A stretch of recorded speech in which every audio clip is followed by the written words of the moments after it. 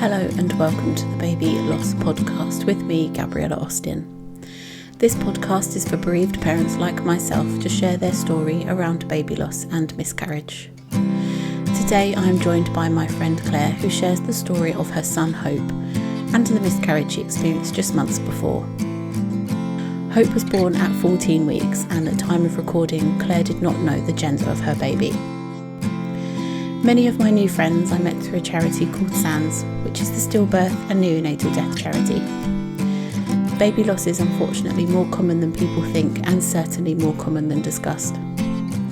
Whilst I would like to raise awareness around this taboo subject, my main aim is to provide parents with a safe place to talk about their babies, wherever they may be in their journey. 2020 was a year like no other. Loneliness set in for many, bringing back feelings and memories of loss. There is no judgment here and every journey is different. Welcome to 2021, where we tell the stories of our babies gone too soon. Trigger warning for this episode, discussion on baby loss, miscarriage, COVID-19 and contains explicit content.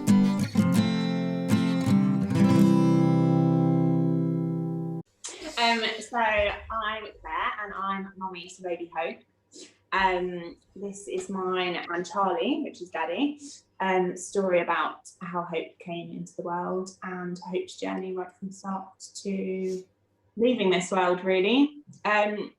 So I'm slightly different to some of the podcasts that have come out with Gabs already, because I actually had Hope this year and it was only a couple of weeks ago from when we're recording this. So it's all very raw. I contacted Gabby because I think what she's doing is just absolutely incredible. Giving parents, anyone that's connected to those babies, an opportunity to talk about their stories, and just remember and just share the love and share the experience. I just think it's just such a beautiful thing. And I knew as soon as I'd had Hope, I knew that I wanted to be on here and share Hope's story, so that the real story's out there, really, because the world can't help it, but Chinese whispers and hearsay just gets carried away. And the last thing I want is for Hope's memory to be changed or adapted in any way. Like, I want it to be true to what actually happened and make sure that Hope is respected in the way that Hope should be. Also have to just put in here now, if I say he and then she and then baby, it's because we don't know what sex Hope is yet. I'll go into that a bit later, but I keep saying she. I don't know. I keep saying she. I don't know. We're going to find out eventually. Wow. Me and my other half, Charlie, my soulmate, met in September last year, so September 2020. And as soon as we got together, before we'd even met, when we were just talking through the phone, because that's how you date in lockdown, yeah? Mm-hmm. We just knew that this is it. So we decided very early that we want a family. This is it. We're going to be married. We're going to, let's just do this. So we actually started trying for a baby very quickly, and we fell pregnant with our first pregnancy. We did the test on the 28th of October in 2020. I knew something was up. I knew something was up. Anyone that's been pregnant is like, oh, there's something going on. I just remember waking up and being like, oh, these feel different. Everything just felt different. It's really hard to explain, isn't it? And everyone has it so differently. But I was almost convinced that I was pregnant, even though I've never been pregnant before.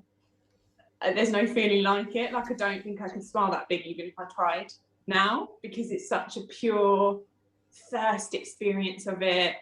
I'll get emotional about everything, by the way. I'll just cry throughout this. So this is this raw emotion that everyone should see and experience anyway. But I've always convinced myself that I can't have children, and I don't know why. I just always had that thought, I think because I've always wanted to be a mum, and that's like it's such a strong emotion in me. I just had such a fear that I wouldn't be able to get pregnant. So the fact that that pregnancy test was saying I could, I was like, oh my god, this is like just the best thing. So yeah, I did believe it, but I just in a pure amazement really. And anyone that's done a pregnancy test and that probably hasn't experienced loss or anything else, like we've said, as soon as you see that pregnancy test, you're like, all right, Pinterest, I've got my nursery sorted. Yeah. I know what car seat I'm buying. I know what the baby's going to look like. I've already got it in my head. You know, I'm going to be this kind of mum. I'm going to have my hair done like this. You know, you've got it all planned out, and you've basically got baby in your arms, and you're like, I'm a mum now. And you are a mum from that moment you're pregnant anyway, like regardless of what happens. Your sister-in-law and my best friend, Faye, I told her, and I told my best friend Lara. So I remember getting up, and I was like, oh, I don't feel pregnant. Like my boobs were normal. They weren't like super sensitive. They weren't like crazy buzzy and all those things. And I was like, oh, I feel a bit weird. I was like, I haven't been pregnant before. I might have these days where it settles a bit. I don't know. So I just cracked on really, just did the housework, got everything set. And then the next day, still felt the same, still felt like not pregnant. I remember going to the toilet and wiping, and it was like pinkish blood. Panic stations happened. Called Faye, and she was like, it can be completely normal. And I was like, I haven't got cramps, haven't got this, haven't got that. I spoke to her at the beginning of the day. Later during the day, I just felt there was a bit more blood, and I just didn't feel right. And I just messaged Charlie and just said, look, I don't want you to panic. I have got a little bit of blood, and I do feel a bit weird about it. And I managed to sleep, obviously. Anyway, I woke up, looked down, knew I was wet, went to the bathroom, and I was just sodden. You know, like when you've had the heaviest period and it's just all over my jammies. And I just sat there. I didn't have any pain still yet, but I just sat on the toilet and just was just really sad. And I just thought that's too much blood. It's just too much blood.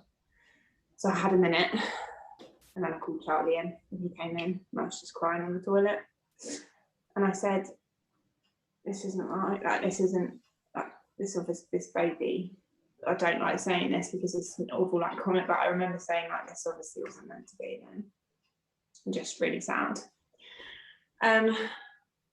I was about 6 weeks pregnant at that point from our dates and stuff.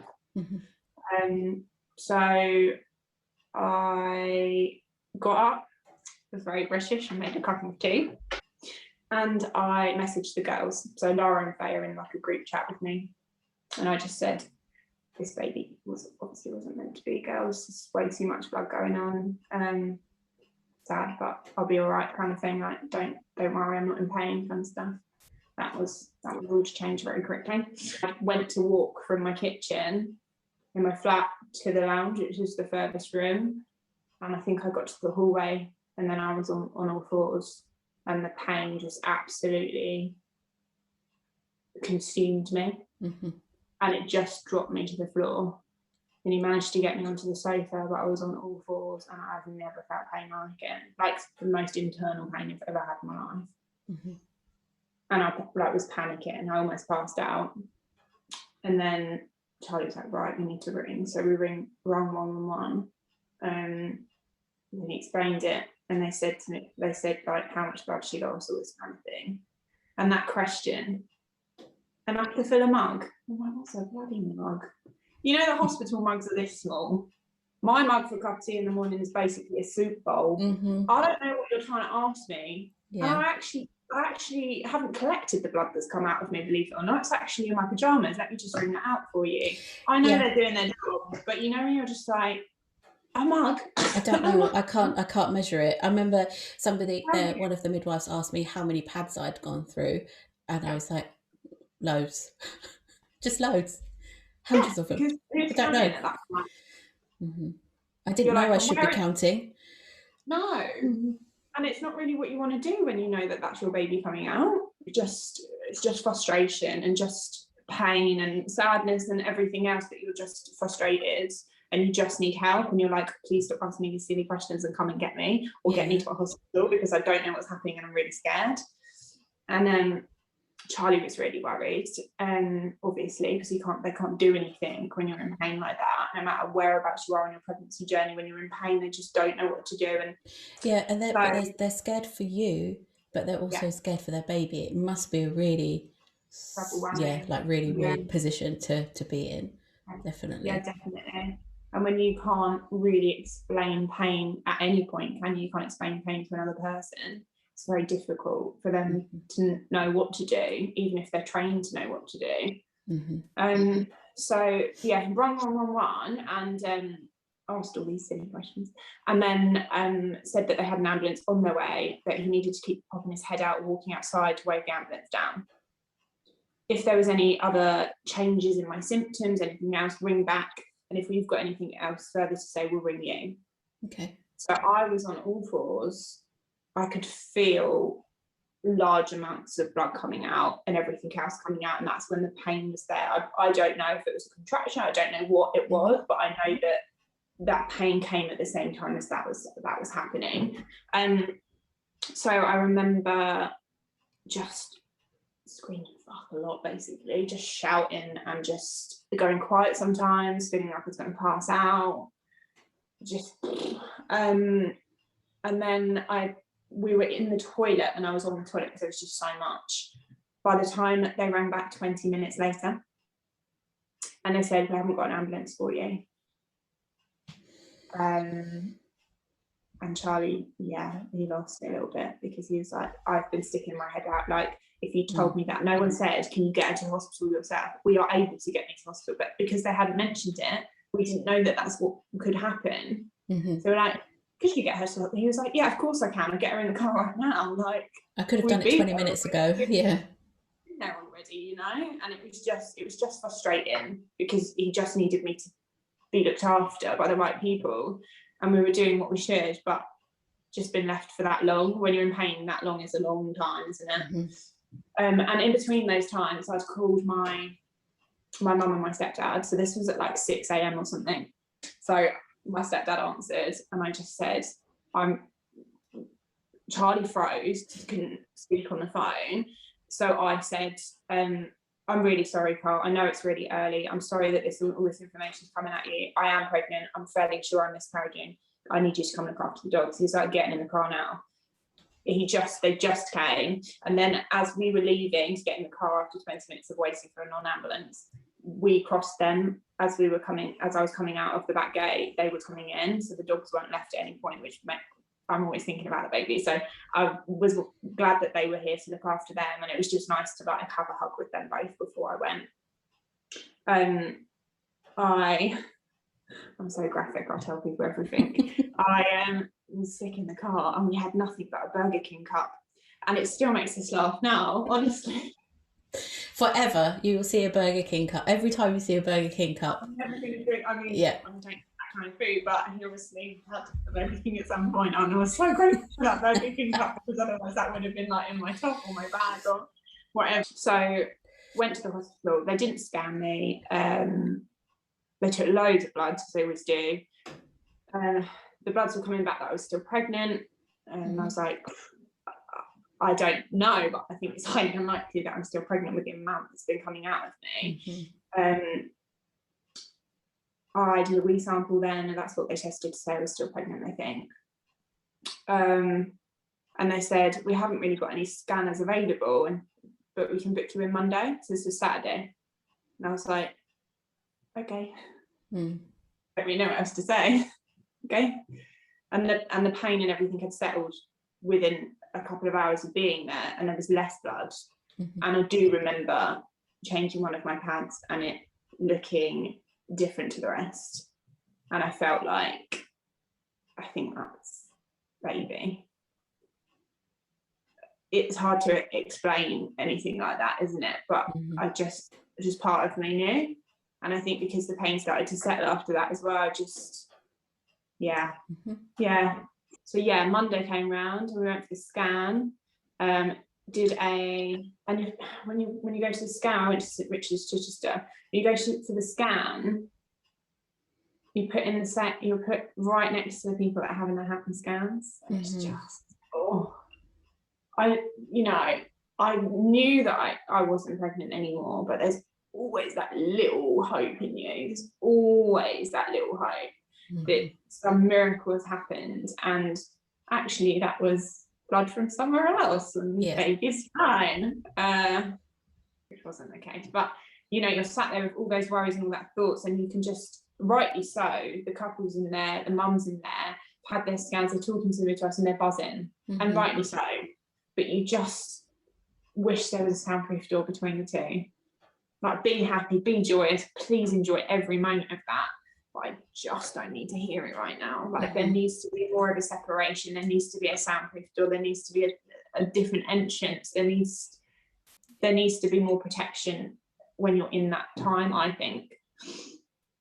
So waiting there for the scan felt like forever. And you've got all the things on the wall, like, had for more than 3 miscarriages, speak to us, we'd like to test you or be part of this thing, or and I'm like, oh my God. And then your mind's like, oh, what if I'm one that has 3? Like, just all these horrible thoughts, and it's just horrible, isn't it? So the lady came out, I went off with her, did urine sample first. She went in the room, and then we went in the room after, just a few minutes afterwards, and she said, oh, your urine sample does show that you're not pregnant anymore. And I just remember thinking, oh, my hope's gone now. That's really sad. Like, I knew, but just to hear that, like, confirmed, it's just, I just was really sad. And they said, I'm going to have to lose the glasses, I know I would anyway. While you're here, would you like us to scan you anyway? And I just was like, what will you be looking at? I just couldn't get my head right. I was like, what would you be looking at? I remember, I think they called him a sister. She said, well, it kind of looked at me a bit funny. And I was like, it's a legit question. I'm not really going to have an internal scan for the fun of it. No one does that. Maybe some people do. I don't do that. And, I was like, I thought it was quite a normal question. And then the lady that was actually doing it said, oh, well, we can actually check and see how your uterus is looking. We can see how your ovaries are. We can see this, you can see that, blah, blah, blah. I had minimal blood by that point, like minimal. So they did the internal. It was fine. They said that my uterus had completely realigned. My ovaries looked really healthy. And I had a cyst on one of my ovaries, but that's quite normal after a pregnancy. That would naturally come away. Okay. So the news that my body had released and rejuvenated was good news, because I thought, well, I'm healthy. As far as they could see, there's nothing bad or scary going on in there that would make this happen again. So I took that as good news. And I said to them at the time, because I just thought the last thing I want right now with my emotional state is to be contacted by anyone else about this. Like, I just want this not to just be done and forgotten, but I need to deal with this in my own way, with my own people. So gave me leaflets of people that can, like, support you and charities and all that kind of thing, which is great. But I was worried about someone ringing me from the midwife team or something. So I said 3 times to them, are you sure I don't need to do anything or notify anyone? Because I really can't be doing with anything. Like, I can't be doing with any of that. And they were like, as we said, Miss Drew, we will be sorting that for you. And I said, okay, that's absolutely fine. I'm sorry I've questioned you. Sorry. Walk away. So, as you're just like, I told you so, I knew this would happen. Yeah. I had that scan. So I had the miscarriage on the 7th of November, Saturday. Had the scan on the Monday. And on the Tuesday, I felt well enough to go for a walk with the dogs. And I was on the top of Sisbury Ring, beautiful, with my little family. Felt like I could breathe again. And my phone goes. And I'm like, oh, answer it. Hello, it's Mel here. The midwife just wanted to congratulate you on your pregnancy. I was like, oh, what don't you mean congratulate me on the baby that died? And she said, oh my gosh, I'm so sorry. I didn't know. And I was like, I suggest you take me off your records. I was honestly on it. But I was so angry because I just thought, I told you this would happen. Like, I knew this would happen. So, poor woman now. Poor woman. I mean, I definitely messaged her and apologised to her because she messaged me afterwards. She said, I'm so sorry. This isn't the first time this has happened. I will be taking this further. I can't apologise enough. I'm so sorry for your loss, and I hope that we meet on better terms next time. And I just messaged back saying, I am so sorry you got the brunt of that. You know, I shouldn't have reacted like that. I'm just so broken. And she was like, you do not need to apologise in any way. And I just said, can I please have a contact number so that I can talk to someone about this issue, because this shouldn't happen to people. Yeah. You know, especially Saturday in the same hospital to Tuesday. I'd been in there twice and I'd had the scan over 24 hours before. Yeah, what? So that all happened. Got my anger out, got my tears out, chilled out at home, was a bit upset, told the girls, told my mum and that, obviously.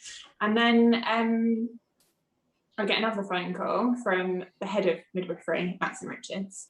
I can't apologise enough. Is there anything I can do? Well, not really. What a fucking stupid question. Not really, love, actually, unless you can. No, I don't think you can put baby back in there. No, I don't think there really is. I said, I suggest what you do is learn from this. If you're telling me that 1 in 4 people are having miscarriages from their pregnancies, all pregnancies, 1 in 4 are having miscarriages, why the hell is this happening?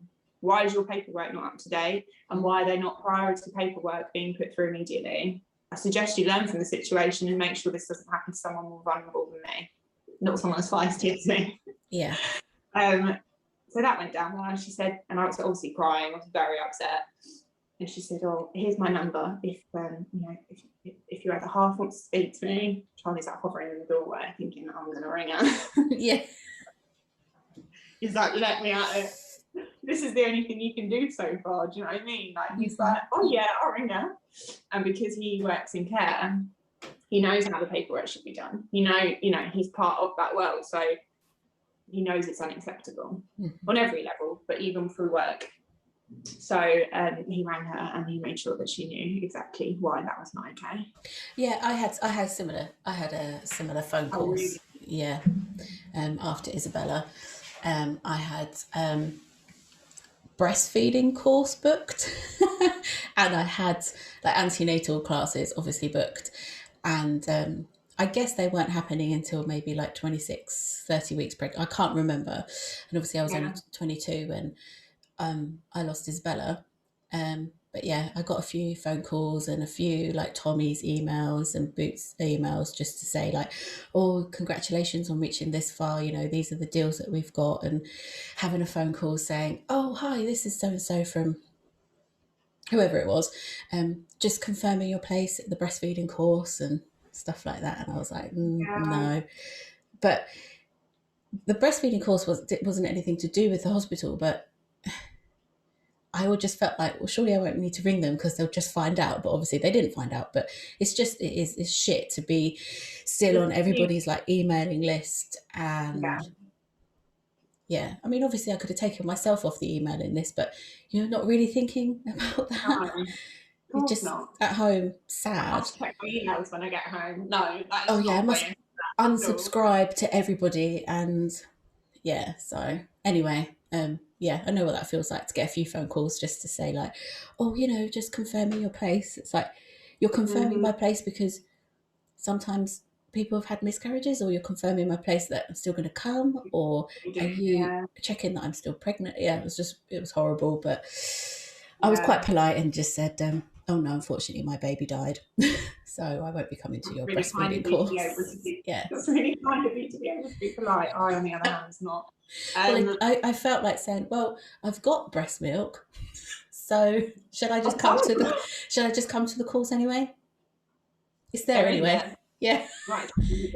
Yeah. Even though you told me it probably wouldn't come, and that's a whole other story. But yes, sorry, I know how you feel when you receive those phone calls, and just when you know that you've done everything you possibly can to make sure that doesn't happen because you can't handle it, and then it still happens. You think, why are you letting me down? You're all from the same place, and it, you know, to have the hospital not all be up to date with their notes in that immediate circle, just think, why? Yeah, Your I'm speciality is maternity wards. Your speciality is dealing with pregnant women and the 1 in 4 that don't have their babies to keep with them. So, but yeah, hopefully there is something that was learned from that situation. I don't know, but hopefully there is. So that's what you can hope for from all these experiences, that the next mama that goes through it doesn't have to deal with that situation because I've dealt with it and raised a complaint, raised an awareness. That's why you do it, isn't it? To make sure it doesn't happen to someone else. So fingers crossed, this made a difference. So that was the end of my first pregnancy, really. So we weren't going to go home and just start crying, but we needed to know when was going to be best to do that, really. So they said you're actually most fertile after you've had a miscarriage or pregnancy, baby, any of those things. So there's nothing stopping you trying when you feel right, when you feel ready to.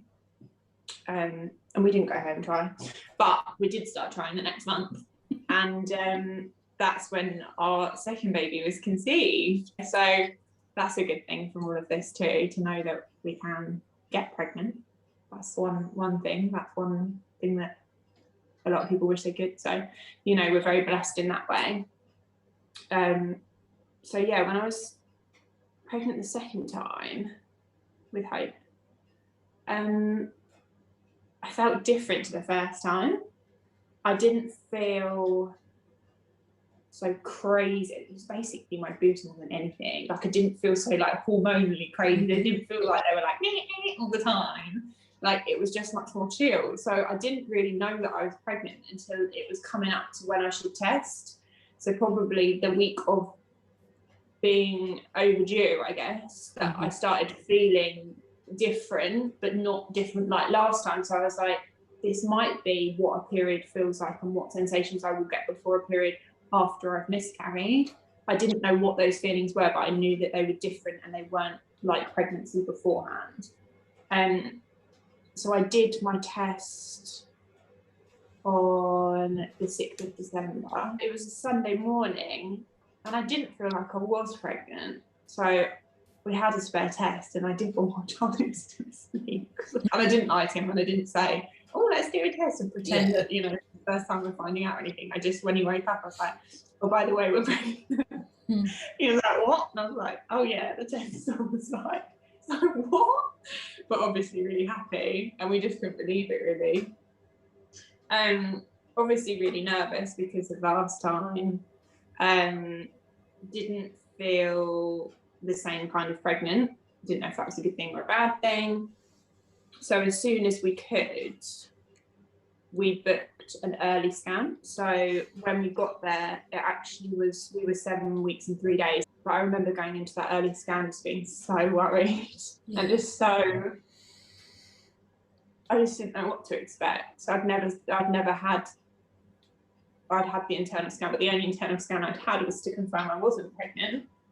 So I was just so nervous. We got there around an hour early and sat outside, messaging the girls like, oh, it's fine, kind of thing. Went in there, they were so lovely. I was like shaking as I was filling out the form. You know, they had a little bit of information on me from what they'd asked when I'd booked and I'd said, and they were really lovely. And that was in Worthing, first scan in Worthing, it's called. But they were just so lovely, and I'd actually been recommended to them from a client of mine that has had a similar situation to me, but she's actually been blessed enough to have a baby and have miscarriages. So she's had the experiences of both, and she obviously the nerves from having a miscarriage and then being pregnant again. She just said they really looked after her, which they obviously did, and they did for me. And as soon as I got in there, when I got in the scanning room with Charlie, they just got the screen straight up with baby straight on it. Like they didn't mess about. They didn't, ask me, oh, how's the weather outside, or how are you feeling, or any of those things. Just got straight on it, which is what I needed. And then, baby was on the screen. Like not very big at all, like tiny, and didn't even look like a baby, but you could see. Did you see the heartbeat at that point? I don't know. Can't remember. But yeah, she was going through everything, saying how good everything looked, and I just couldn't believe that I actually had a baby like alive in me that looked good, like everything was good. I just was like, oh my gosh, maybe there's a chance here. Like I can be happy, like I can be excited, and I can register that I'm pregnant now. I told my girls, but I hadn't told anyone else. So I felt really good from that. Sent my pictures, my scan pictures to my girlfriends, and one of them, she was like, "Your baby looks like a monkey," and I was like, "What do you mean?" Anyway, she edited this picture and put a banana in its mouth, and monkey is on it, and all I see now when I look at that picture is a monkey. So the baby was called Monkey for a while. But yeah, we were all just really happy. And then I think it was pretty smooth. Well, I mustn't say smooth sailing. So sick, so tired, so sick. I mean, I was working up until end of December when we then went into lockdown again. And December's busy for me. Busy as a hairdresser, it's busy. And I remember doing highlights thinking, please don't be sick. Just like, not now. I've got 10 more packets to put in and then you can be sick. But I just had to really contain myself. The smell of colour, the smell of perfume, the smell of everything. I was like, I was so sick. One tip though, those sickness bands. Did you ever try those? Did you have morning sickness? No, I felt very sick, but I was never physically sick. Even that, but with me, I only threw up once in the whole time. But the feeling of needing to be sick was just awful. And they have these travel sickness bands that are like material and then like a white ball that puts the pressure on. I had serious panics if I didn't know where they were. They had to be on me at all times. They were like my comfort blanket, and they were the best thing for that and really eased it. I remember Faye using them. Yeah, so she's the one that told me about them. So yeah, apart from the sickness, which, you know, and being tired, I felt completely fine. And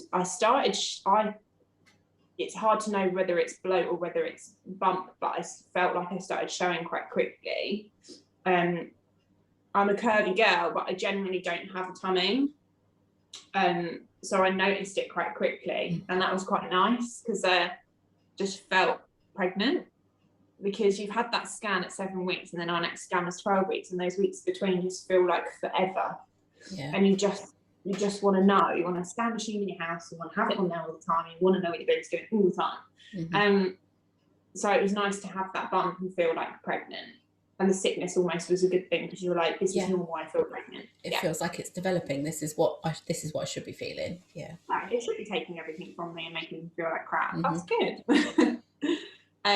So then we've had we had, in between the 7 and 12 week, we had the midwife come round to our house and do all the questions, all the paperwork you can ever imagine, just go through everything. She was really lovely. It was all very easy to talk about and hopeful that everything would be good. Had our 12-week scan booked in then, which was the 1st of February. And that was at St Richard's. So that was hard to go back to the same place, but be in a different waiting room. I have so much empathy for other people that were in that other room, because I just, you know, if Charlie was like talking to me or anything, I was just kind of like, oh, I've just got my book, I'm just going to read. Because I was like, I don't want to talk about how this could be a nice experience for us, or I didn't know which way it was going to go. And I just was just really aware of those people's feelings. And I don't know if there was anyone even in those rooms, but I just thought, I don't want to be that person that adds to their emotions in a bad way. So I just read my book, and then we were called in for the scan.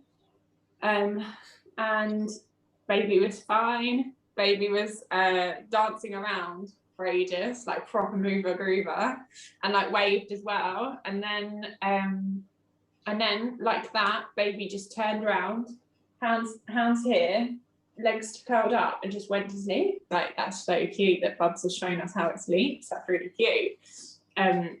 but it wasn't cute for the person that was trying to get measurements because they knew the baby to move. Yeah, so they were trying to get me up and wiggling and doing the dancing and everything else.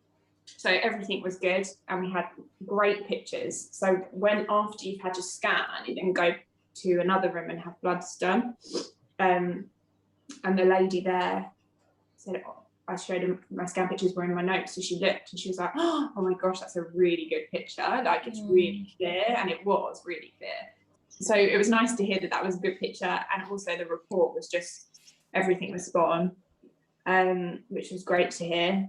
And I remember saying, even when she said, so we'll see you at your 20-week scan, and it's this date, and it's I think it's the 24th of March. 20-week scan. I said, yeah, if everything goes as we hope, then I hope to see you then. Even then, like, that worry is still there in you. You've been told everything's fine, but you just think, don't get ahead of yourself. Just don't, like, let's just take each day as it comes. And I think she was kind of looking at me a bit like, that's not really the best way to think about it, but you know, everyone deals with it all differently, don't we? So yeah, everything was fine, took my blood, booked me in for my 20-week scan. So that was on the 1st of February. So in terms of problems then, there was nothing. And I ended up having hope on the 15th of February. So there's a very small window between that. But that first week after the scan was obviously when I first started leaking. But I didn't know that's what it was because I haven't been pregnant to that point before.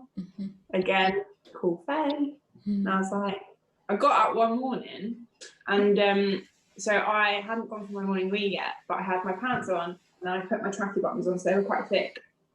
And I remember I went in the front room just to say morning to him kind of thing before I had a wee. And I was like, oh. Charlie, I think I just weed myself. He's like, what? Like, feel? And he was like, feel? I was like, yeah, feel. He's like, yeah, I think you have. So I went to the toilet and I was like, I didn't feel like it come out of my wee hole though. I don't feel like it was wee. You know the difference? And I was like, so I was like, that's weird. I was like, maybe it's just discharge. Like, we all get that, and that had kind of started building up to that point anyway. So I said, you know, there's no pain, there's no blood, there's no, you know, blood's always a scary thing, not anything else, isn't it? So I was like, we'll see how the rest of the day is. And I had to end up wearing a pad in the day, not because there was loads of it and I didn't have to change the pad all the time, but it'd become a bit more like discharging now instead of like watery. So I had told I've got two brothers, and I sent them cards. My littlest brother's only 11, so I sent them a card with like the dogs on the front being like, as you're such a great uncle to these fur babies, we wondered if you'd like to be uncle to a baby. And he's like, Mum, have you read this? Dad, have you read this? And they already knew that it was really cute. And then my other brother, he lives in Exeter, and I sent him and his wife a card, like a scratch it off the front, being like, guess what, you're going to be an uncle and auntie kind of thing. So they knew, but I hadn't really gone past that. And because we were in lockdown, I didn't have to. Not that you have to anyway, but I didn't feel like I was seeing people to tell them, so I just didn't. So yeah, I had this leakage, but didn't really think much of it because it was all quite normal. And when you Google, they say, you know, just you get more discharge, all this kind of thing. So I just kind of reassured myself that it was fine. So that was for the full week after the scan. And then by Sunday, the 7th of Feb, when I went to bed that night, really hot sweats and shakes, really bad. And I was like, oh, I feel really ill, like I've got the flu. So the next day I felt a bit better, but worse towards the evening. And then I had a really bad headache come over me, like really bad. And it was all over this side to start with, like really pulsing. And I don't struggle with my head at all. No headaches, migraines, nothing. I just felt rubbish on the Monday evening again, and the headache had started. And then I went to the toilet and there was this pinkish when I was wiping, which I freaked out. tried to ring my midwife. She was actually off, so rung triage, and they spoke to me there, and they said, I think what you're saying, because I said about the discharge, said about the flu-like symptoms, the shaking, the headache, and then obviously the blood, or the pinkish when I was wiping, and they said, I think you need to just calm yourself down. I think it sounds like it's separate. The discharge can be quite normal. The blood is very minimal, so we're really not worried about that at this time. And I really do think that you've got a bug, so I think you just need to get yourself into bed, make sure you have a decent dinner, have a good sleep, and ring us if there's any more blood or any pain. I was like, I've had a miscarriage. I know what you're asking me to look out for. That's fine. But put that to the back of my head, because I really, you're like, I can't even imagine going through that pain again. I cannot even go there. So that was that. The next day, I'd no blood, nothing. So it was just that one wipe, and that was it. So I was like, oh my gosh, thank God. Next day, headache really bad, didn't budge at all. So that was Tuesday. Yeah, Wednesday. By Thursday, I'd had hot flushes and shakes all the time. I thought it was a bug. I was kind of just trying to ride it out. The head was so bad that I had to wear either an eye mask to completely black out, or sunglasses all the time. And any time I moved, it just absolutely pulsated around here. I couldn't. It made my eyes go almost like flashing lights. Yeah. If I took my sunglasses off, it was awful. And I understand that now is like a migraine, but I've never experienced one, so I wouldn't know. But that was constant. And by Thursday, my mum and my little brother came around to look after the dogs for me during the day when they were free, because I couldn't let them out. I couldn't go and feed them. I couldn't bend down to do anything. I just was crying all the time because I was in so much pain. And by this point, Charlie will tell you for sure about this, I was just being so horrible. I was vile. I love Charlie, and I love my babies, and I love all my circle. I adore them, but I absolutely hated them. If Lola looked at me, I'd be like, what do you want? Charlie was doing everything for me, minus wiping my bum. He did everything for me, and I just looked at him, and I was in just so much anger towards him. Just thought, what is wrong with me? Maybe this is the second trimester. This is what's happening. My God, he's not going to survive. Neither am I. Neither are the dogs. I was just absolutely vile. I wasn't grateful for anyone that knows me knows that I am grounded. I am grateful for where I am in my life. We've all had shit, but I look at the positive. I try and keep upbeat. I am there for people. My empathy is very high. I'm a people person, and I was just such a bitch. Oh my God, so hot, just so horrible. I didn't even recognize myself. I struggled with depression and anxiety. I have struggled with it, but I was in the depths of it about 5 years ago, and I could feel myself being in that darkness. I could feel it coming, and I didn't know how to stop it. And I was almost like, yeah, all right, then I'll just go there then. Yeah, I couldn't be asked. I'd just given up. I'd given up. Oh, and one thing I forgot to mention, I think it was the Wednesday night, I thought, and this is where people will, my story is my story, so this is what it is to me. People will definitely have their high-end opinions about spirituality, crystals, the afterlife, beliefs, blah, blah, blah, but this is it for me, so take it as you wish. I thought that I'd had a hallucination on Wednesday night, but I now know that there was a spirit in my room on that Wednesday night, because it's not like I saw a person like I'm seeing you on the screen now, like, Claire, I'm here to tell you this. It wasn't like that. It was just a darkness. I could feel the darkness, and I remember hearing in my head, we're going to take your baby on the 13th. Your baby's coming with us on the 13th. And I was like, please don't take my baby. I don't want that to happen. Please don't do that. And I was really scared, but not scared to the point where I was crying or screaming or anything like that. Just taking the information in and just quite frozen in my bed. And I remember staring at this darkness, and again, it wasn't a shape, it was just a darkness. I remember just staring at it, thinking, like, no, but also acknowledging that it was there. And I think that's what it wanted from me, to acknowledge that it was there. So that happened on the Wednesday, and I remember saying to Charlie on the Thursday, I was like, they're taking the baby on the 13th. And he was like, oh, darling, like, please don't stress yourself. Like, maybe it was where you were flu-like and all this kind of thing. And I was like, yeah, maybe it was a hallucination, you know. He had to go to work. So he left me in bed, and he put a cup of tea and a squash on the side for me. I toasted hot cross bun, literally about that far away from my face when I was sleeping. And he left me at 8:30 maybe. He'll probably know times, but and he came back at 12:30 and I hadn't moved. I hadn't eaten anything. I hadn't drunk anything. I hadn't moved. I hadn't got up for a wee. There was no motion in me.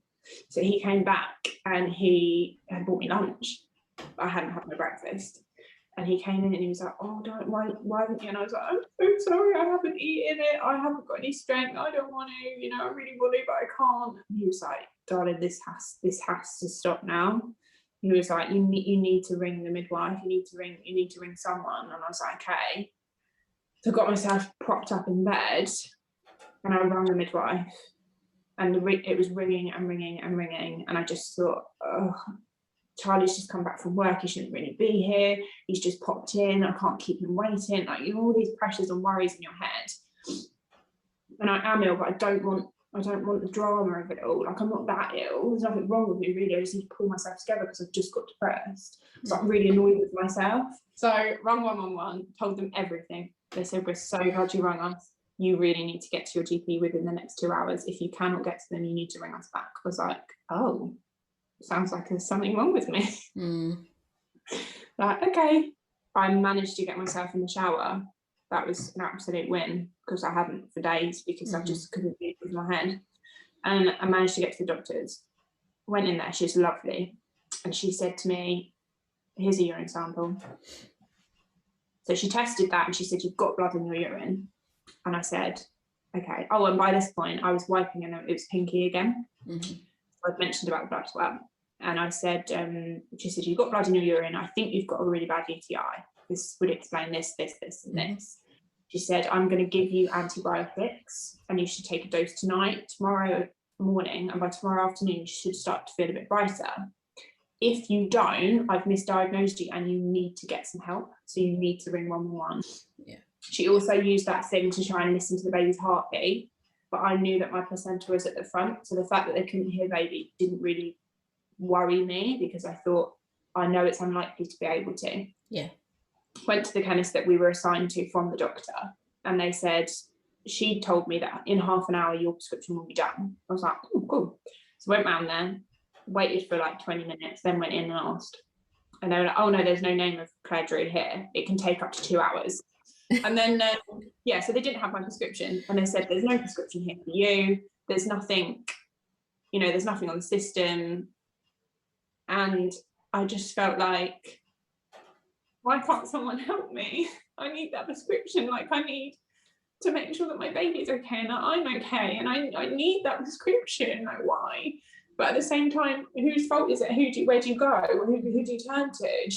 And she didn't know what the prescription was for. She didn't know.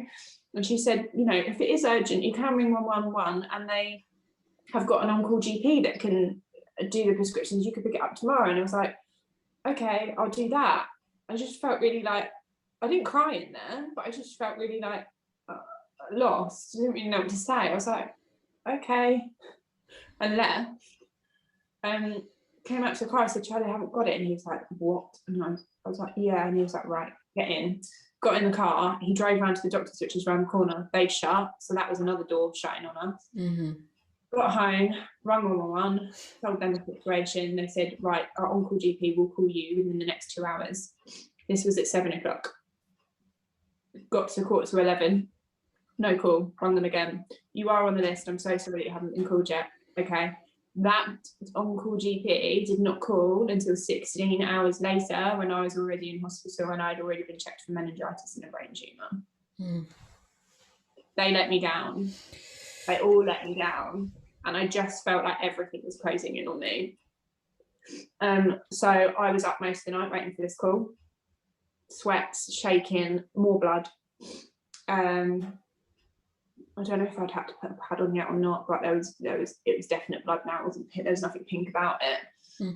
So I ran myself a bath at about 4 a.m. because I didn't know what else to do. And the place where I used to speak to the baby the most was in the bath, because you just feel like, I don't know what it is about that. Like, I have it was kind of my Zen place. Like, I put my candles on, I have my meditation music on, I just get into the zone. I just feel really connected to the baby in the bath.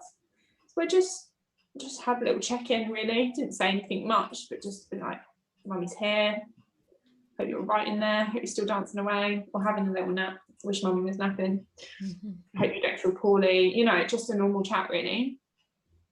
And then I was in that bath for about 2 hours, just kept topping it up with hot water, because in the darkness, with my sunglasses on in the bath, because I'm that kind of person, like a right diva, it was just where I was most peaceful, most chilled, and I didn't have to move my head, and I didn't, you know, the movement of the water, the sound of the water was just so good. So I just stayed in there, and then Charlie woke up, came in, he's like, "You all right?" And I was like, "Yeah, I just need some time in the bath. There's blood coming out. I said, "They still haven't called." He's like, "Right, if they haven't called by 7 o'clock, we're going to the hospital." So we got into the car and went to the hospital. And I just, even when we pulled up, I just remember thinking the last time I was rushed over here was because we were losing our first baby. So I really don't want that to happen. I want the illness to just be me. I want there to be a complete disconnect from me and the baby right now, and I want the baby to just be in this lovely little pool of happiness, and me to just be taking all of this brunt and all of whatever they need to do to me. I just need to make sure that my baby's okay. Like, I just don't want this to happen. And because it was Saturday the 13th that I got taken in, I just remembered that darkness of them saying that the 13th was when they were going to take baby. And I just thought, this is it. Like, this is it. Like, I know this is it. So we got to the hospital. Charlie was well, not raging, but, you know, like, so concerned that he spoke to reception and was like, "She needs to be seen immediately. Like, we've been let down by so many services right now. This is not okay. Like, she's pregnant. She's not well. Like, you need to help her right now." And we were taken in pretty quickly. I didn't puke. I didn't give the lady the finger at triage, so that was good. That was a win. But they checked my blood pressure, which was low the whole time I was in the hospital until I actually came home. They checked so much. They took so much blood. Oh my God, so much blood. They took a urine sample, everything, you know, just the normal. I had my sunglasses on because I still couldn't bear to move or the light or anything. Lady came in, asked me loads of questions. They said that they think I have an infection, but they didn't know where. They were concerned that it was in my brain because of my headaches, because of the pain, because of the not dealing with the light, all those kind of things. So they did all the tests for meningitis, and I don't remember them saying anything, but Charlie said that they were concerned about a brain tumour if it wasn't meningitis. So I was out of it, really. I have the memory from it, but I felt so ill. We went in and out all the time. You don't really register everything, do you? So they were doing all of that. They got a line in me and just gave me some fluids and then started antibiotics. And they came in and did a really intense, like, light thing in my eyes to check that I didn't have any things behind my eyes or something. That was good.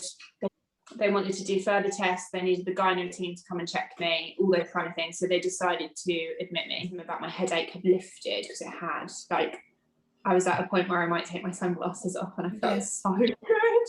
And me and Charlie had a couple of moments before that point where he was like really emotional, because he was like, "Oh, you're looking at me like you love me again," because I just felt like myself again, and felt like, and this was just from a couple of loads of antibiotics and some fluids. Like, that's obviously how bad the infection was, that it got really to a point where I couldn't deal with it anymore.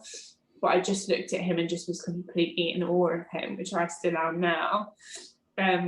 just that love just came back, and it just was beautiful. So I very much felt like I was coming back to myself. And then the gynae lady came in, and she did an examination. She said, your cervix closed.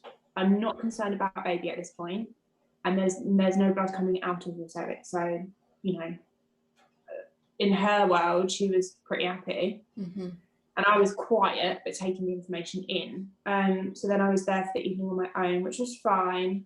But I had started bleeding a lot more. So I was filling my pads. So every time I'd kind of woken up, they were full. So I'd mentioned that to one of the ladies that was coming in to check me. And she said, I think let's get one of these cardboard things in the toilet so that it can collect everything in there. And she was like, go do all your wheeze in there.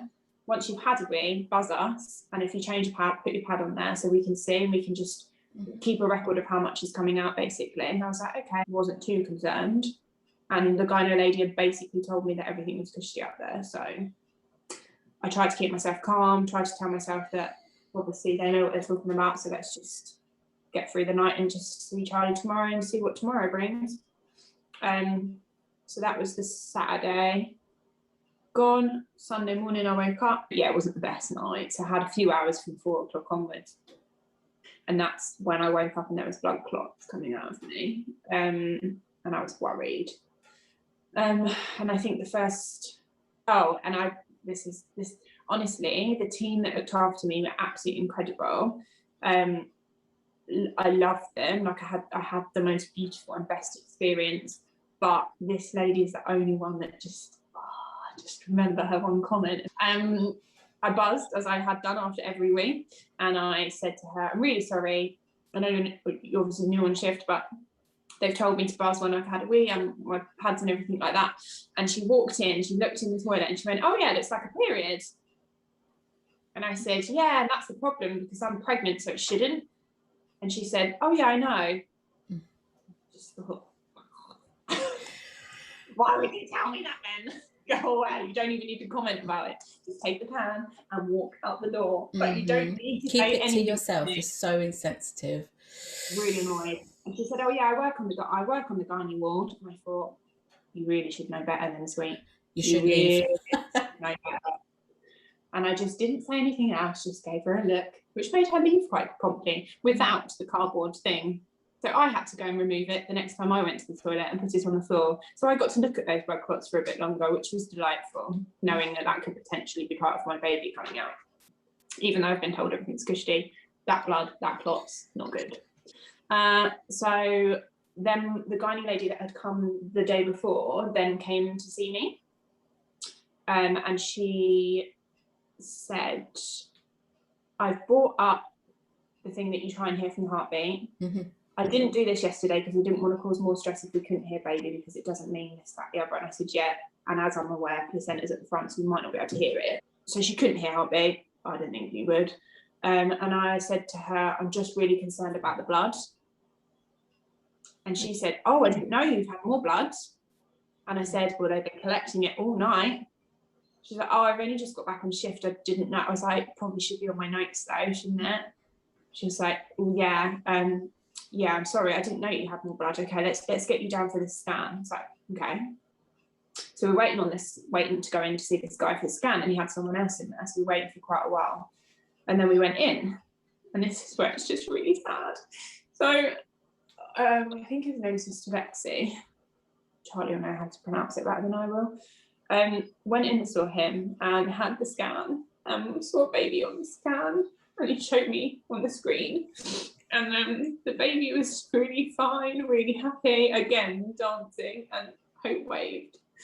We named baby Hope after this point, but now know it's Hope. So baby waved, and now I know that was the last time that I saw Hope. But I didn't know it was going to be at the time. And he said, you know, the fluid looks really good around baby, the size of the baby is really good. Blah blah blah, just basically ticking everything off. He actually printed me some pictures of baby's heart rate because it was so good. It was the first time I'd seen the heart rate in that way, like, you know, on the I don't know what you call it, So he printed me some pictures and he was literally ready to sign that piece of paper to say everything's fine. And that's when I said to him, I just don't understand where the blood's come from. And he said, I haven't been told you've been bleeding. And I thought, why have you not been told that I've been bleeding? I've had this conversation with your colleague that has just booked me, and she had come down before me. Why had she not told him? Like, why had she not told him?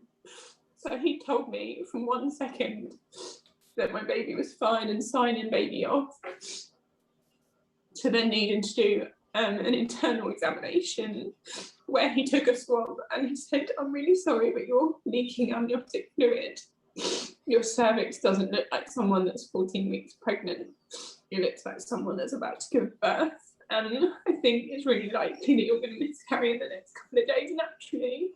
So I went from literally like, oh my God, baby's fine, to like, this is it. Like, I've got a couple of days, if anything, and I've now got to go through what I thought was going to be exactly the same experience as the miscarriage before, which was just so much pain. And I just thought, I don't know if I can do it. I'd do it, but I just didn't know if I could.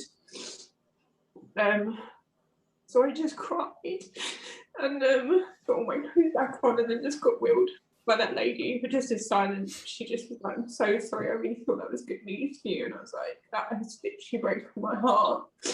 So I went back up to the emergency ward, and Charlie had actually got there, so he just got in the room. So I got in the room and told him, and we just cried. And we just held each other, and we just took it all in. Just yeah, I don't really know. Just cried and just accepted. I think just accepted, but broken-heartedly accepted that that's what was going to happen. And they'd mentioned to me, he said to me when I was down there, Mr. Exie, I think the best place for you is the labour ward. And I just remember thinking, I've watched way too unborn every minute. And I was thinking, I can't be round people with their happy, healthy babies. Like, I'm not a bitter person, but I can't do that. I can't miscarry whilst I can hear a baby being born. I can't do that. I don't know how I'm going to do that. And I just was really worried about going to that labour ward. And then a lady came in and she said, I'm from the emergency ward. We've been monitoring you with your infection. We're happy that we can come to you on the labour ward if we need to do any more observations, tests, change of antibiotics. The antibiotics seem to be working really well, but we think that where you need to be right now from what's happening to you is the labour ward. And she sat there and she cried with us, and she was really sorry for what we'd just been told. And she was lovely. And then quite quickly we got taken to the labour ward. So I went into this delivery room 7, the labour ward, and I went in there with, it was just a massive room, massive, with like the birthing balls, your own toilet. Charlie could be with me the whole time, amazing, especially with COVID and everything. Very just lucky. Really, really lucky. So went into the labour ward, was in my room, and the lady that was looking after me, I can't remember the first lady's name because we'd been moved up there in late afternoon, and she was only there for a bit, and she came in and talked to me. She said, I'm so sorry.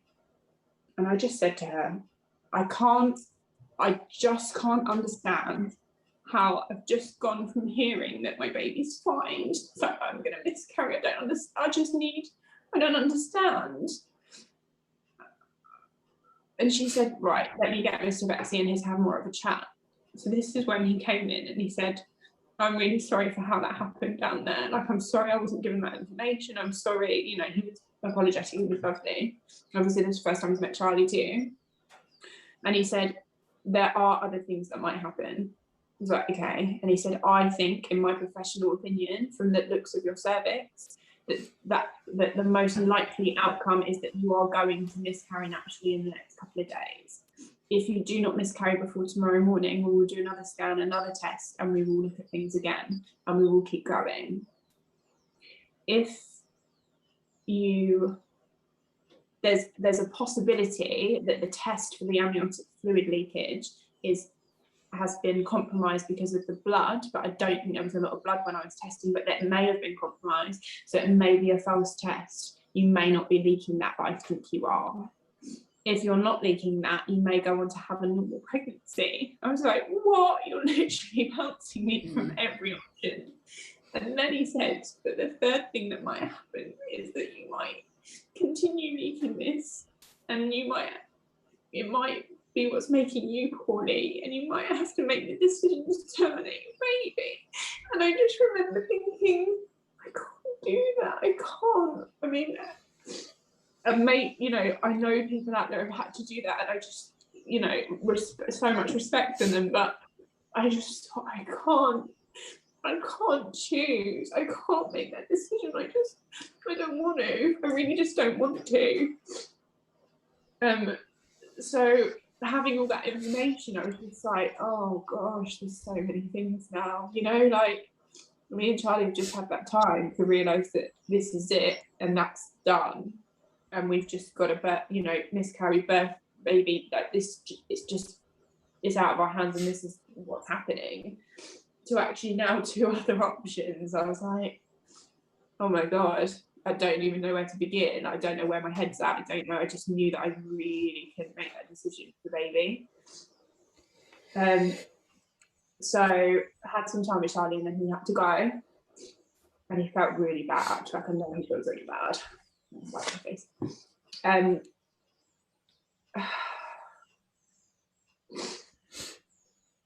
Oh dear. When you think you haven't got any tears left, it's a little backup, isn't there? There's always a backup. So Charlie had to go. Lovely lady Sarah came and took over for the night shift. Shortly after that, she was like checking my pads and stuff, doing my obs, everything else. And then she checked, and then I think she was in the room at the time. She was in the room at the time, and I said, "Oh, I think that was my waters." And she was like, "Okay, let's go to the toilet, let's have a look." And she's like, "I think that is." And I was like, "Okay." And it was weird because I've never had waters break before, but it's just a different sensation. It's just like a straight, it's definitely like a wee, but not from that hole, and it's water, like it comes out exactly like a wee, doesn't it? So I just knew that that's what it was. And then we had a conversation. I had no pain or anything, and then I had a conversation with her, and she said, "If baby does come tonight, would you like some time with baby?" And I just said, "Of course I do. Like, if baby comes tonight, like, I'm so proud, I'm so in love, and that's my baby. Of course I do." I think me and Charlie had actually had a conversation after Betsy had gone, and we'd already decided that when or if we're blessed with girls that continue to be in our lives and babies that we keep here and that live with us in this world, that their middle name would be Hope, because we always had to hold on to hope to be able to get to that point. So Charlie said to me, "I think that no matter what happens with this baby, we just need to call it Hope." And I was like, "I think we do too." So we knew it was baby Hope by then, and we didn't know if it was a boy or girl. We still don't at the moment. But I just said, I love my baby, and of course I want to see what Hope looked like and everything else. And I was like, I really want some time with baby. And I messaged Charlie and told him that was my decision too, and he was like really grateful for that. Spoke to the girls constantly, checked in with my family, told them what was happening. So once my waters had gone and it was getting into the evening, like quite late at night, I think, I just thought, I think I just need some time right now to just be with baby and just have my crystals around me, do a meditation, and just really get in the zone, because I think my waters have gone, the baby's going to come. Like, I know I need to make this as beautiful and as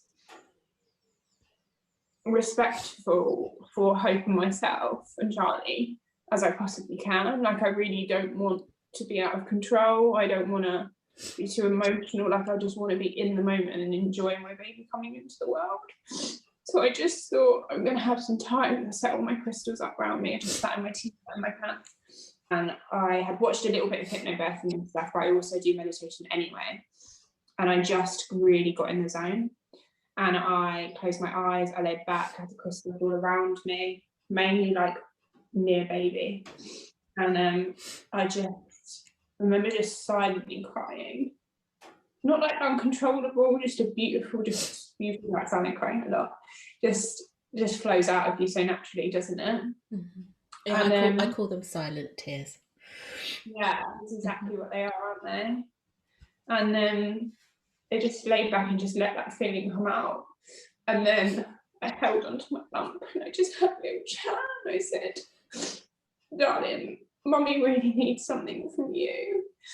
If you're not meant for this world and you need to go, it's totally fine, but I really need you to make that decision for Mummy, because I really can't do that for you, sweetheart. Mummy will always love you and always be your Mummy, and I will always be together in a way. But if your soul is not ready for this world yet, then you really need to make that decision, sweet, and you need to go. And I just went into full meditation after that, and it's the weirdest, it's the only experience I've ever had with this. I've had a few since, but it's the first time it happened. I was fully in the zone, and I remember being lifted and just rocked like a baby. And I just felt like the spirits and the past people were just there, and they just held me, and all those mums that just knew, and the ones that were going to take hope with them, they just knew that I needed to be held and supported at that time. And I do think that was when hope went. I do feel like that's when Hope's spirit went to where it meant to be. And I fell asleep. I never thought I'd fall asleep, but I did. And I woke up the next morning quite early, about 5. My friend Lara, she's such a morning person. Like, even if she's not working until like 9, she's up at 5. Like, opposites attract and all that, but she was the person that I could message, and I just was like, "Are you awake?" And she was like, "Yeah, only just." And I was like, "Can we have breakfast together?" And she was like, "Yeah, of course." And so she had like a half-hour window, I think, where I spoke to her at like between 6 and half 6. And I'd have my toast come in and chose some marmalade and my cup of tea, and hadn't had marmalade in years. So I was like, wow, lush. Had no pain or anything. And I talked to her about everything, talked to her about baby and my meditation and my experience. And she was just so, all my girls, I'm same as how I feel about them, but they're just so proud, and we're so connected, and they're so in awe, and they loved Hope just as much as I did. So we were all losing together, but they were with me the whole time. So I had my chat with her.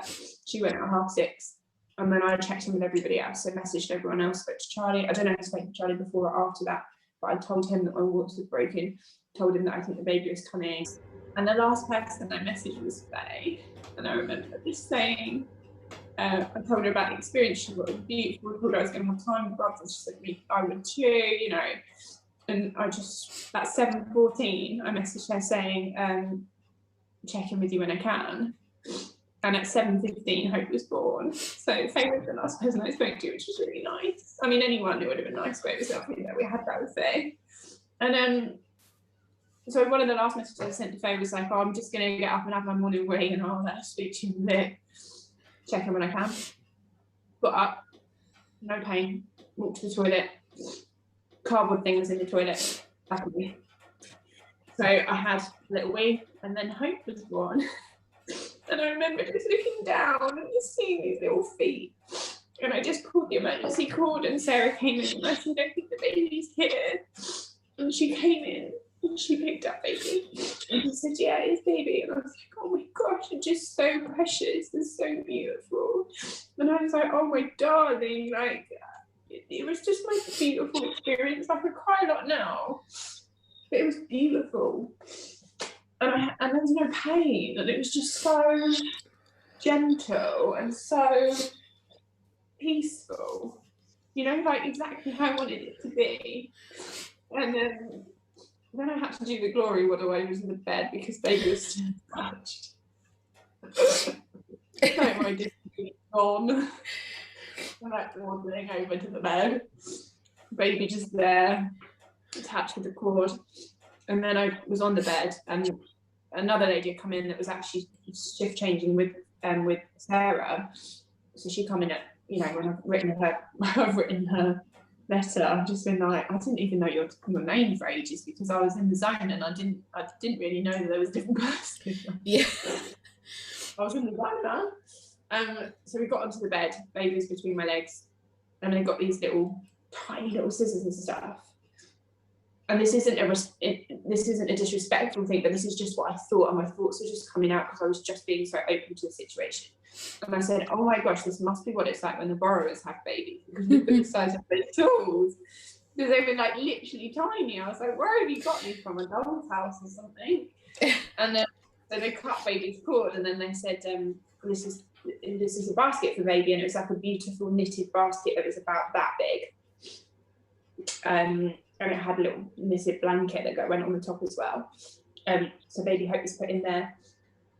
And they said, where would you like baby? And I just said, oh, just here. So put baby on the side. It's not that I didn't want to see baby or have time with baby, but I've watched a lot of 1 Every Minute and a lot of research and stuff. I knew my placenta needed to come. And I knew that Hope's time in this world was done, but I didn't want mine to be done. Like, I'm not ready to go yet. Like, not ready.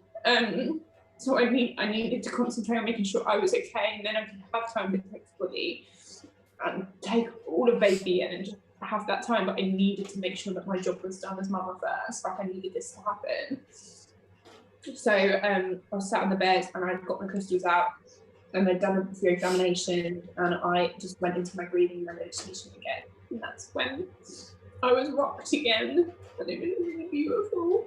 And I could just feel myself as being held, and it was really nice. I had no pain at all. And Sarah was in the room, and she was like, "You okay?" And I was being rocked again because I told her about the experience when I saw her in the room. So she didn't say anything, she didn't do anything, she just held my hand, just stroked my hand, and it was just so lovely. Then the next bit wasn't very lovely because she put like a bloody injection in my leg, and it stings like an absolute bitch. Oh my god, you know, like I had no pain, and then she put this injection in. I was like in the zone, you know, like really chill, yellow, looking like a big. And then I was like, fucking hell, that fucking hurt. What the fuck was that? Oh, sorry, that can be a bit of a sting. I was like, yeah, you shit me, like that really hurt. So injection went in. No movement from centre. So then they said, I think you're best to get onto the toilet, see if gravity will help. I sat on the toilet waiting for this placenta to come out, for gravity to do its thing. I phoned Charlie and said, baby's here, and don't stress yourself. Baby's like in the room, we're going to have time, and I'm fine. Sat on the toilet waiting for this placenta to come out. And he obviously was upset, but didn't really express how like upset or anything. He was just like, okay, kind of thing. But then when I spoke to him later, like he literally, from where he was driving to the hospital, he just screamed the whole time he was driving. Just pain just came out of him. So Charlie came in and he kissed me and cried with me, and he said, I'm so proud of you. And I said, thank you. I said, I hope it's just over here, but I really need you to concentrate on me right now. Like, I'm not being selfish, but it's really important for us to make sure that this placenta comes out. And he was like, are you going to be okay? And I was like, I'm going to be fine. But what's happening right now is there's tablets up there at the moment that should dissolve and should make my placenta come out naturally. If that doesn't happen, I know that I will end up in surgery. So we just need to make sure that I'm in the zone. My emotions are with what is happening with my body right now instead of with Hope right now, because we're going to have time and it's going to be fine. But we need to just get me sorted. He was like, whatever you need. So he was with me. I had a few blood clots come out that I could feel come out, quite big. And obviously I don't know what I'm trying to feel for to birth the placenta. I don't know, but they told me it was smaller than Hope. And I thought, well, Hope comes so gracefully, I don't know that I'm going to know when this placenta comes out. So any movement that I felt down there, I just told them and they just examined, but it was all blood clots that were coming out. So that was fine. And it all kind of calmed down in the room a bit. And I just said to Helen, I said, how long can you wait for this to take effect? And she said, well, up to 3 hours. And I was like, oh, thinking it would be much quicker. And I think some cases it is because of the different amount of placenta, blood, baby, everything else. But with what was happening with me, it could be up to 3 hours. So I said, while everything's calm, do you think we could just maybe have some time with the baby? And she said, of course, that's absolutely fine. Let me bring baby over. So Charlie was sat here in a chair by the window when I was laid in bed, and we just had Hope there. And I Hope had the little let's say blanket duvet over Hope. But I took that off, and then I realised that Hope was in the sleeping position that I sleep in, and that Hope showed us that Hope sleeps in at the 12-week scan when Hope showed us. And that's when I realised that we went to sleep together, and that's when Hope left me the night before. And I just felt really reassured that Hope wasn't in pain, and Hope was just so peaceful, like hands under here, and then like knees curled up underneath Hope. And it's just the most beautiful, peaceful look. And I've showed had some time with my stepdad about a week later, and shown him pictures of Hope, and he just cried and said, I've seen you sleep like that. And I just thought that's exactly how I felt, like so beautiful, because it is exactly how I sleep.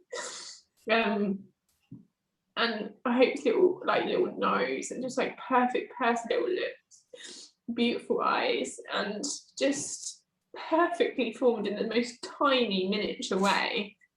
Hope weighed 40 grams,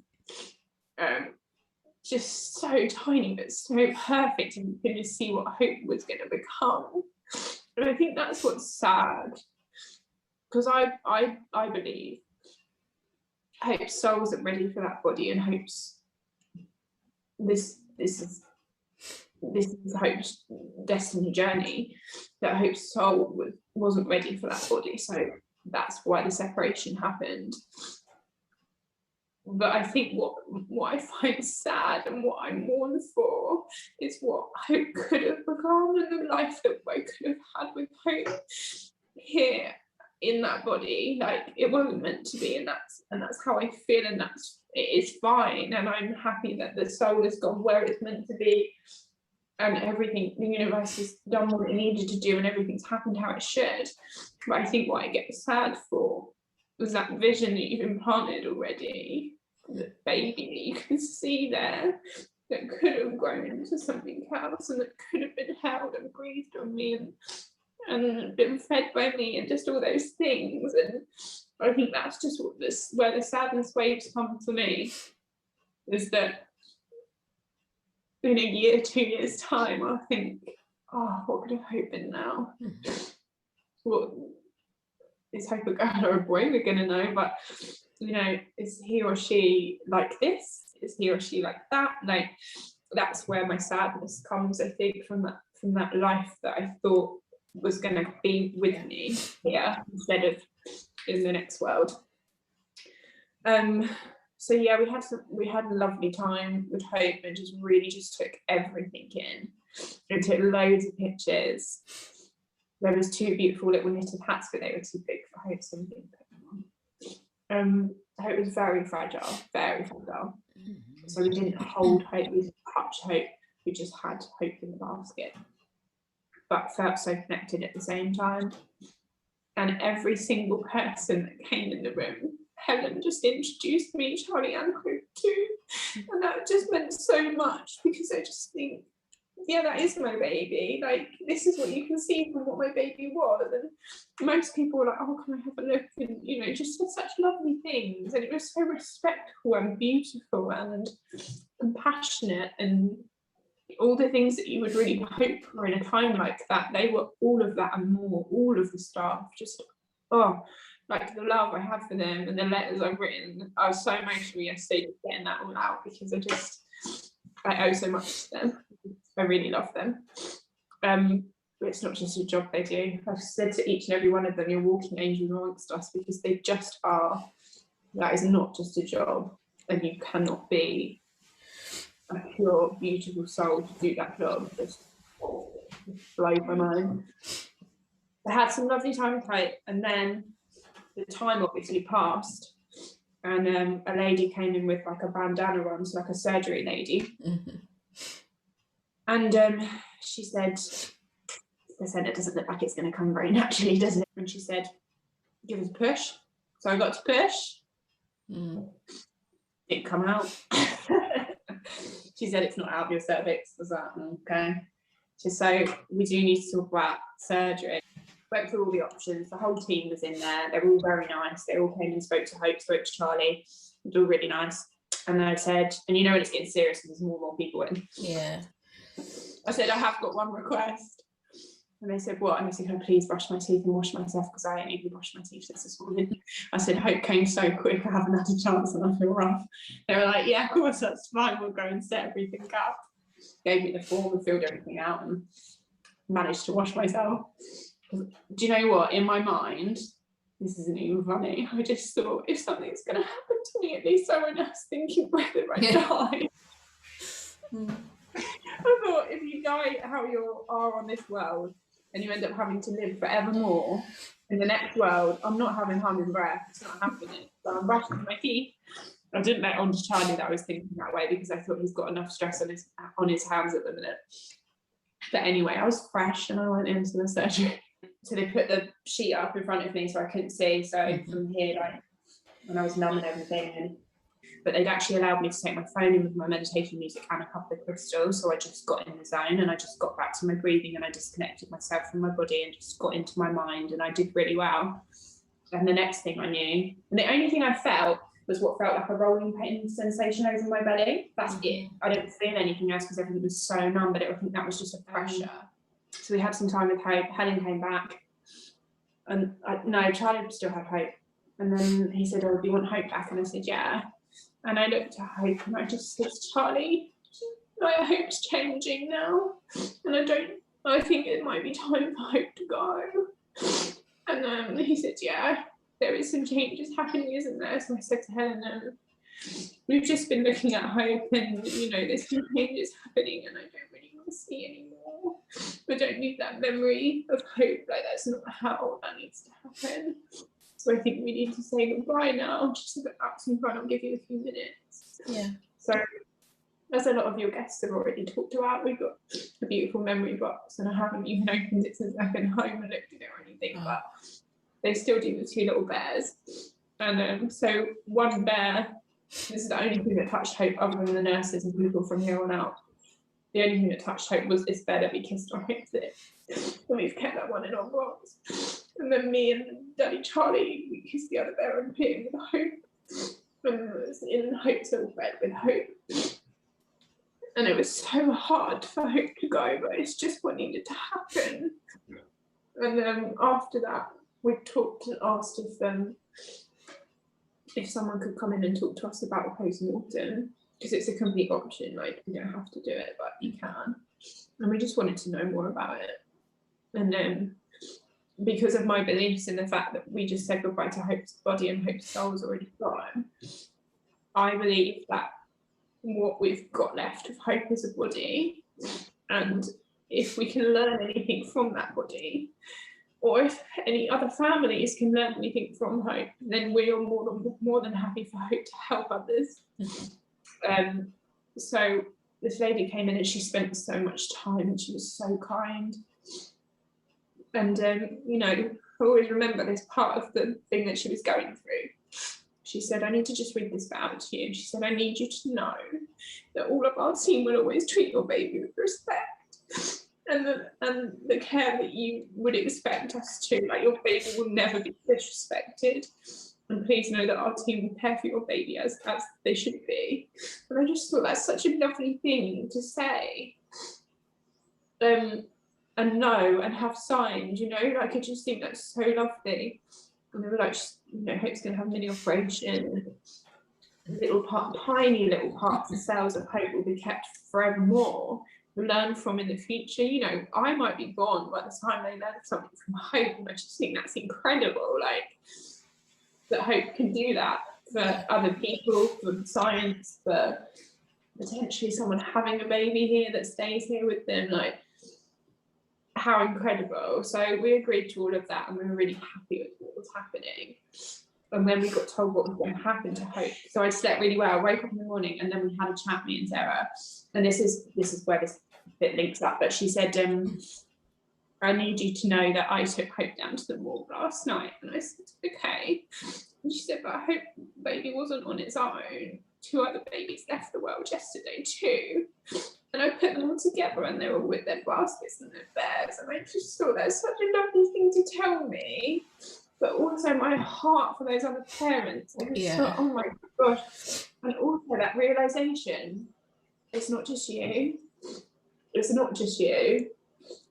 But those babies in their soul lives potentially went together. And I just think that's so nice. But their bodies were all put together in the morgue. So that was lovely. So that brings me back to what's happening with Hope. So Hope is in the morgue.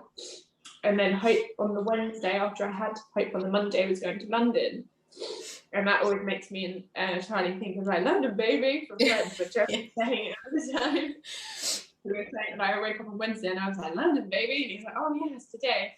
So Hope's gone to London and with other babies. So never on Hope's own, always with other babies. And they've all gone to London. Everything gets done that needs to be done in checks and samples and all that kind of thing. And that can take up to 3-4 months because there are priority cases and that's completely fine. And then Hope will be brought back to Chichester.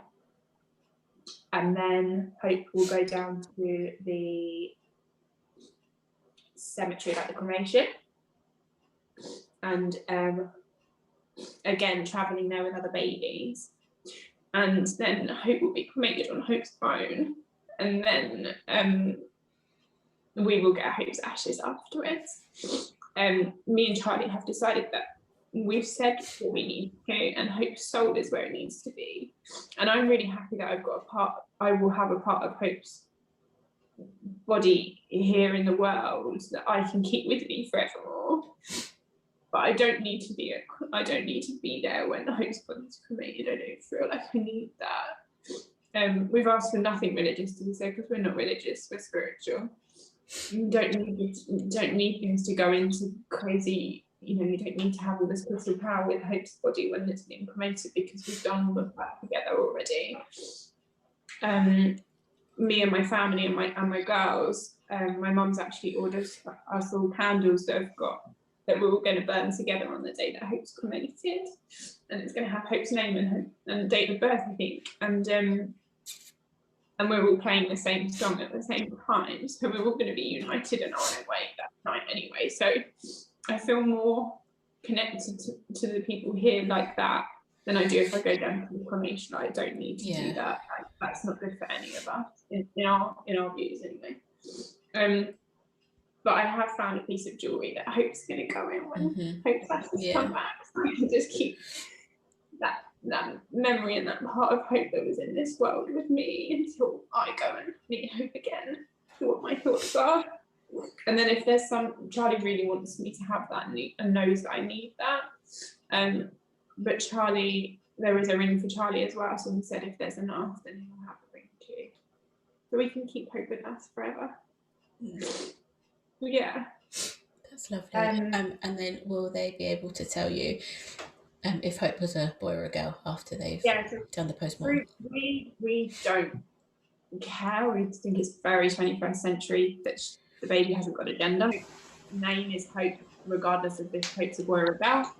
Hope's still thought of the same, but because the postmortem is going forward, the genetics will know whether Hope's a boy or a girl, so that's information that we will have. So that's how that's come about. Yeah.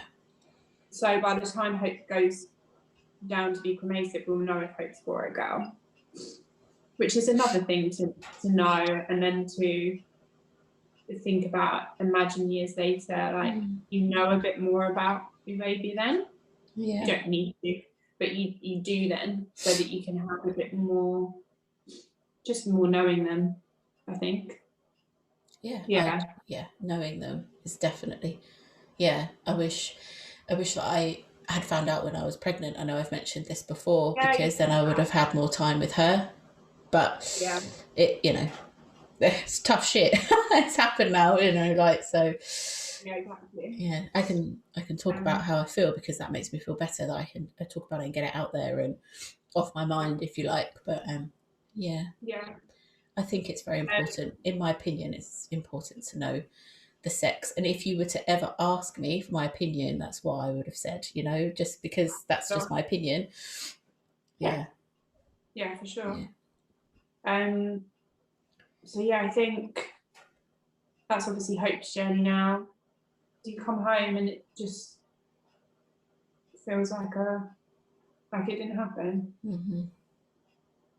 Weird. I mean, I'm only, by the time we're recording this video, I'm like 2.5 weeks from having my baby, and it just, some parts of the day don't feel like anything's changed, Mm-hmm. and then other parts I just feel like something's missing. Then I'm like, oh yeah, it's a really, Oh, I remember. yeah. Yeah. Or you just get this, it's waves, isn't it? Just waves of different emotions all the time. Mm-hmm. I would find that I would wake up in the morning and still think, for a long time, wake up and think I was pregnant, and then that's when the wave would come, and that's when my stomach would turn, and I'd have palpitations. I'm like, oh no, I'm not. Yeah. I don't remember it if it happened in the day. It obviously did, but I remember, really remember that, waking up and rolling over and just thinking, oh fuck. And then I panicked quite a lot. My anxiety was very high, very, very high. I've had also episodes whatever, of depression and anxiety, and obviously that's when it started. But yeah, it was just pure panic that I couldn't believe it had happened. And yeah. I just think I'm so early in this journey at the moment. I think when you contacted me and said that you wanted to, I didn't ask, I knew that we were talking because you wanted somebody to talk to, and I'm the go-to girl, but I want to be. That's not everyone could. No, that's good. I'm proud of I'm proud of myself for that. I'm happy that I've managed to get to this place, and I can help other people, because you just want someone to talk to. You just want to, you just want to be in a room with the person that's just going through the same thing. Yes.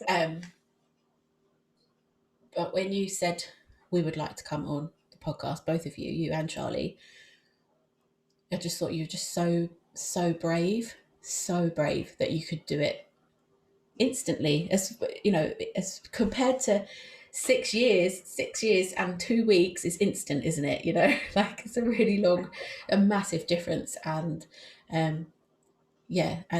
but yeah, so thank you for wanting to talk about hope, and thank you for wanting to come on here, and being so brave. And I hope you know how brave you are. And I'm really sorry that it happened. I'm really sorry that you lost hope. I'm really grateful that you started this podcast so that we can talk about them. Yeah. I wanted to make sure that I was on here soon, because I've watched, I think, all your podcasts up to date so far. Most of your girls, because it's only been girls until now, that I'm aware of, have got memory blocks of their story. And I'm so sorry that they've got them. And I just thought, I remember everything right now. And I can, this opportunity to do a podcast and talk about hope and everything in the full story. I'm so blessed that this happened this year, and you're here, and you're willing to have me on here, that I've managed to get my full story out there, true, and not to be questioned. If anyone's watched this video to this point, then they care enough to know the truth of Hope and mine and Charlie's story.